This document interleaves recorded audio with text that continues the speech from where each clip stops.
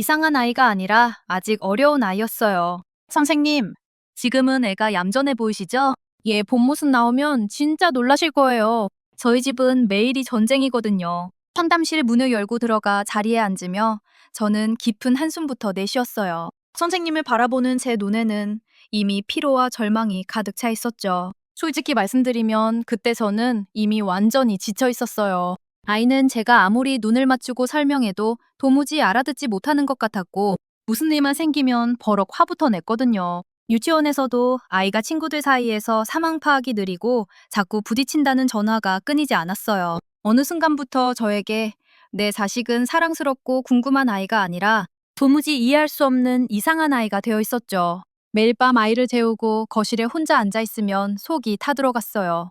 친구가 싫어하는데 너는 왜 그걸 몰라? 내가 몇 번을 말해야 알아들어? 위험하다고 그렇게 말했는데 왜 꼭 직접 해봐야 알아? 저희 아이는 호기심이 정말 많아서 궁금한 게 생기면 직접 확인해봐야 직성이 풀리는 아이였어요. 위험하다고 막으면 더 궁금해했고 말로 설명해도 쉽게 물러서지 않았죠. 결국 작게도 크게도 닥치고 실패를 경험하고 나서야 아, 이게 위험한 거구나 하고 받아들이곤 했어요. 그러니 저는 하루에도 몇 번씩 속이 뒤집혔고 매 순간이 아슬아슬하게만 느껴졌어요. 그날 상담사 선생님은 제 긴 하소연을 조용히 들어주신 뒤 아이와 1대1로 시간을 보내셨어요. 그리고 다시 저를 부르셨을 때 저는 또 아이의 문제점들을 들을 준비를 하고 있었죠. 하지만 선생님의 입에서 나온 말은 제 예상과 완전히 달랐어요. 어머니, 저는 이 아이를 이상한 아이라고 보지는 않아요. 오히려 지금 자기 안의 답답함을 표현하는 방법이 아직 부족한 아이로 보여요. 선생님은 제가 그동안 문제라고 생각했던 행동들을 전혀 다른 방향에서 설명해 주셨어요. 저희 아이는 또래에 비해 발음이 조금 어눌했고, 말을 이해하고 자기 생각을 표현하는 데에도 시간이 더 필요한 편이었어요.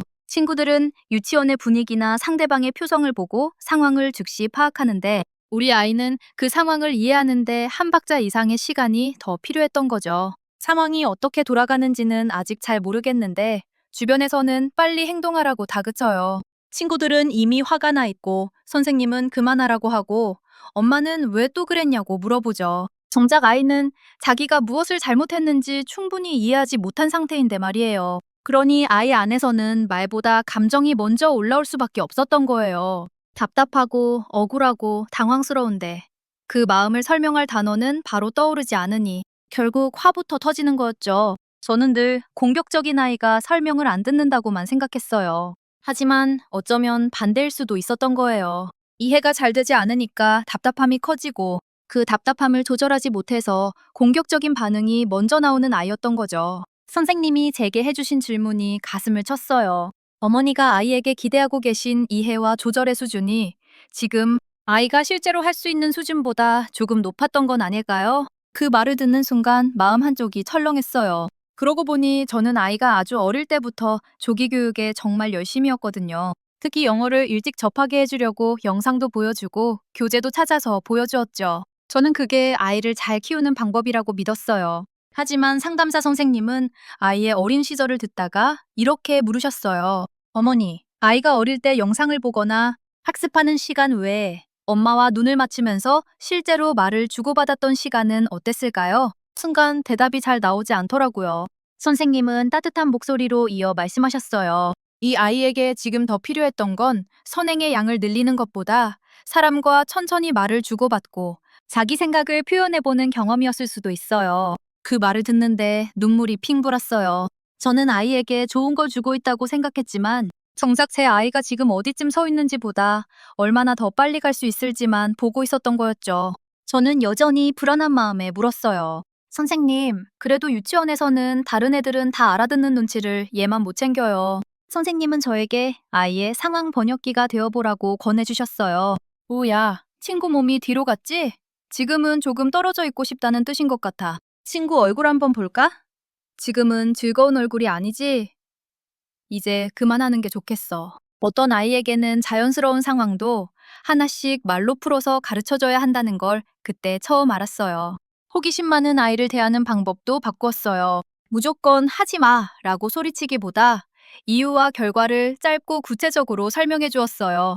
여기가 뜨거워서 손을 대면 많이 아플 수 있어. 위험한 것은 분명히 막되 아이가 안 되는 이유를 이해할 수 있도록 한 번 더 번역해 준 거죠. 상담을 계속하면서 가장 많이 변한 사람은 아이보다 저였어요. 저는 오랫동안 내가 이렇게까지 노력했는데 우리 아이는 왜 이럴까? 라는 불안과 실망 속에 살았고, 그게 결국 번아웃이 되어 아이에게 너 왜 이래? 정말 이상하다. 라는 말을 쏟아내고 있었더라고요. 상담실을 나오기 전 저는 다시 한번 선생님께 말했어요. 선생님, 그래도 오늘은 얘가 너무 얌전했어요.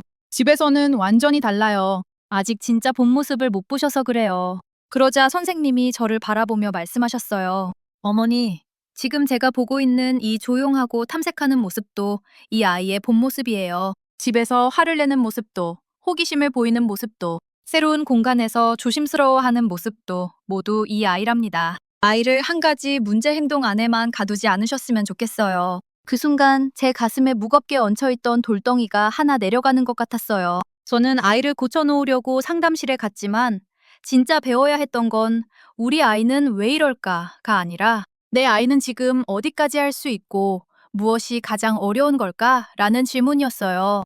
그날 이후 저희 집에서는 세 가지를 연습하기 시작했어요. 첫째, 한 번에 짧고 구체적으로 말하기. 몇 번을 말해? 대신 신발 신어. 그리고 문 앞에서 기다려. 라고 하나씩 알려주었어요. 둘째, 상황 번역해주기. 눈치 좀 챙겨. 대신 친구가 몸을 뒤로 뺐지? 그만하고 싶다는 뜻이야. 라고 번역해주었어요. 셋째, 아이가 화가 난 순간에는 설명부터 하지 않기. 지금 많이 화났구나. 조금 진정되고 나면 엄마가 다시 이야기해줄게. 라며 감정부터 읽어주었어요. 이제 저는 제 아이가 이상하다고 생각하지 않아요. 단지 아직 어려운 것이 있는 아이라고 생각해요. 이상한 아이라고 생각하면 고쳐야 할 것만 보이지만 아직 어려운 아이라고 생각하면 가르쳐줘야 할 것이 보이거든요. 부모님들, 어쩌면 우리는 아직 5살인 아이에게 아이가 갖지 못한 이해와 조절을 너무 빨리 요구하고 있었던 것일지도 몰라요. 오늘 아이가 또 이해되지 않는 행동을 한다면 얘는 왜 이럴까? 대신 한 번만 질문을 바꿔보세요. 지금 이 아이에게 뭐가 어려운 걸까? 그 질문 하나가 아이를 바라보는 우리의 시선을 다르게 만들어줄 수 있어요. 아이를 깊이 있게 보고 싶다면 구독으로 이어가 주세요.